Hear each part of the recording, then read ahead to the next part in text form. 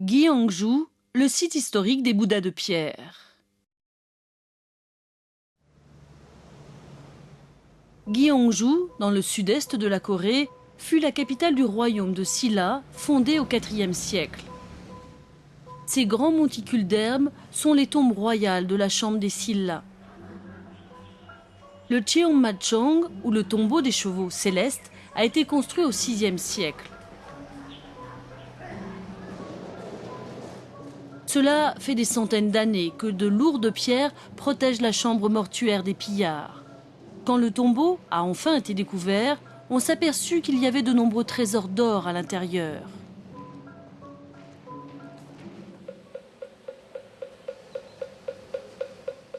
À la suite de la réunification de la péninsule coréenne au VIIe siècle, le bouddhisme devint la religion de la famille royale et du peuple. Les adeptes étaient très pieux et par respect, ils visitaient les nombreux temples qui avaient été construits. Celui de Bunwangsa, l'un des plus importants lieux de culte bouddhiste du pays, a été créé au cours de la période de Silla. Fidèle à l'ancienne coutume coréenne, il a été construit entièrement en pierre plutôt qu'en briques ou en bois. Dans la vallée Tap, de nombreuses images bouddhistes ont été sculptées sur diverses roches et des statues ont été réalisées dans de petites grottes. Cette pierre de Bouddha à 4 faces est absolument unique et se trouve dans le temple de Gulbula.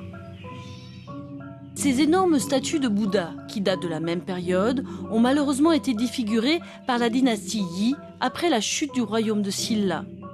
La période de Silla s'acheva au Xe siècle et toutes les statues ainsi que les trésors restèrent sous surveillance pendant de nombreuses années.